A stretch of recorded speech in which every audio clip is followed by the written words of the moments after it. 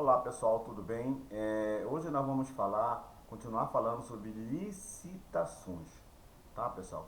Que esse processo é realmente quando a gestão pública ela precisa de algo, ela tem uma necessidade de algo, então ela precisa licitar.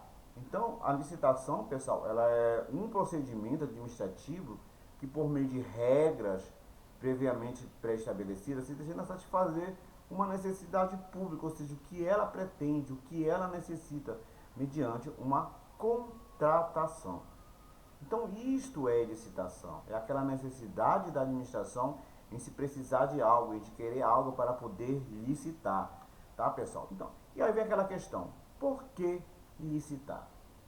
O porquê, de acordo com a lei 866/93, ou seja, o porquê licitar, ela vai garantir o direito, tá, pessoal, do acesso ao contrato, né, a qualquer interessado que se preencha os requisitos exigidos, onde está lá no edital, tá, que nós vamos estudar em próximos encontros. Então isso é licitar, tá? Obter a proposta mais vantajosa para a administração pública, claro, né? Exatamente. Promover o desenvolvimento nacional sustentável, ou seja, promover o crescimento da riqueza econômica do país, quando se contrata, quando vai gerar emprego, vai gerar renda. Então isto é realmente licitar, tá? E como nós já falamos anteriormente, e é bom nós reforçarmos novamente alguns princípios das normas gerais da licitação de acordo com a lei 866. Aí nós temos, pessoal, o princípio da legalidade, ou seja, vincula os licitantes e a administração pública aos princípios e regras legais, ou seja, leis, decretos, portarias, editais, então tudo isso, tudo que está dentro da lei, tudo que está no limite da lei. Por isso é o princípio da legalidade. O princípio da isonomia, já discutimos também isso, ou seja, ofertar o tratamento igual a todos os interessados, tá? Não vai privilegiar a competição, tá? E por consequência a economicidade, tá? Apresenta total afinidade com o princípio da impessoalidade também, por meio do qual não há espaço, tá, pessoal, de preferências. Não tem aquela questão subjetiva, devendo todos os cidadãos são tratados com igualdade. O nome já diz, isonomia. Então todos são tratados com igualdade. E não temos outro princípio, o princípio da publicidade. Ou seja, todos os atos da gestão pública, eles têm que ser publicados. Ou seja, qualquer interessado pode ter acesso às licitações públicas, tá? Os atos praticados pelos administradores no procedimento licitatório devem ser públicos, não tem que ser nada às escondidas. Por isso que é esse princípio, o princípio da publicidade, tá? O outro princípio, o princípio da vinculação ao instrumento convocatório, ou seja, nós estamos falando agora do edital, tá? A administração e o licitante estão obrigados a oferecerem as regras do edital. E esse edital, pessoal, depois de publicado, é aberta a licitação. Então, os procedimentos deverão seguir as previsões do instrumento convocatório, tem que estar intimamente ligado ao julgamento objetivo, pelo qual a escolha do vencedor no processo licitatório deve ocorrer pelos critérios do edital, ou seja, as regras do edital vão dizer como será escolhido lá a empresa vencedora, de acordo com as necessidades, com as especificações do objeto, do que realmente a contratada precisa, tá? O princípio da celeridade, ou seja, o conceito de contratação vantajosa pode prescindir de considerar o tempo que se leva até que se chegue à contratação. Por isso não, celeridade, tá? Assim é importante, pessoal, simplificar a atuação da comissão do pregoeiro, ou seja, tem que ter aquela comissão realmente competente, com eficiência, que busque resolver tudo que for possível na sessão da licitação, sem que seja necessário paralisá-lo, ou seja, não pode ter algum ato que vá paralisar, vai ficar por um mês parar o processo. Então o processo ele tem que ser obedecer esse princípio da celeridade, ele tem que ocorrer, tá?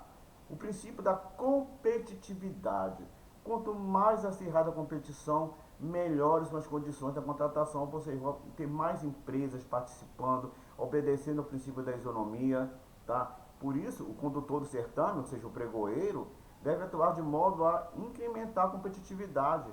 Ou seja, no edital já deve ter aquelas regras, quantas empresas podem participar, sem discriminar ninguém, atendendo ao princípio da isonomia.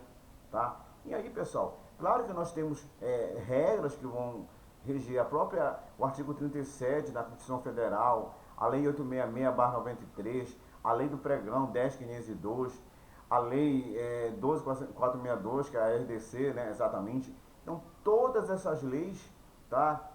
As leis da microempresa, empresas de pequeno porte, então, todas essas leis vão realmente reger o processo licitatório.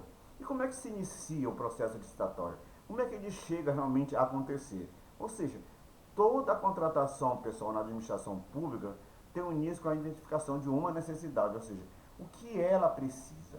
Qual é essa necessidade da gestão pública? Então, essa necessidade se comunica ao ao setor competente, tá? No momento que são iniciados os esforços administrativos, ou seja, toda aquela gama para se montar o processo licitatório, quem autoriza, quem vai especificar, os setores responsáveis. Tá? O primeiro passo, depois de comunicar a necessidade, é explicar o objeto da contratação, ou seja, o que eu quero contratar. E também saber se eu tenho dotação orçamentária.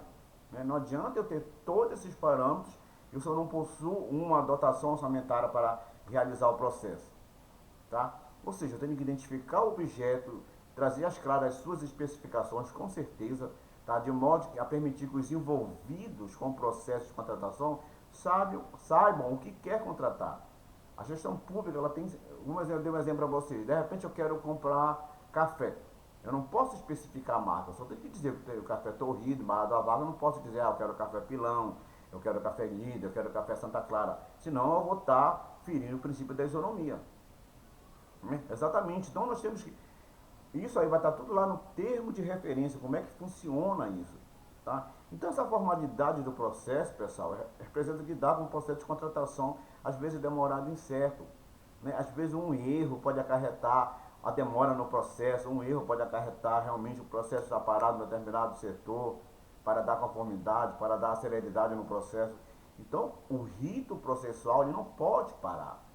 Tá? A licitação ela tem que ocorrer de forma clara, de forma evidente, então ela não pode parar. Então quando a gente pensa, ou seja, a licitação ela é obrigatória sim, tá? A própria a lei 866/93, no seu artigo 2º, diz que quem é que deve licitar as obras, serviços de publicidade, compra, alienação, concessões, permissões. Então tudo isso há necessidade de se contratar, tá? Por isso, pessoal. Ou seja, aí tem as licitações, contratação direta, aquelas que não precisam de uma licitação, que nós vamos estudar mais lá para frente, né? E isso, os órgãos de controle estão sempre de olho. Quais são essas contratações, por que elas são diretas, qual o limite de contratação, certo, pessoal? Então, pessoal, no nosso próximo encontro, nós vamos dar continuidade sobre a necessidade de contratação, o que é a inexigibilidade da licitação, o que é realmente quando não se casos de calamidade pública, tá, meus queridos? Então, no nosso próximo encontro, nós iremos trabalhar esses ritos processuais da licitação, tá? Até o nosso próximo encontro e um grande abraço a vocês.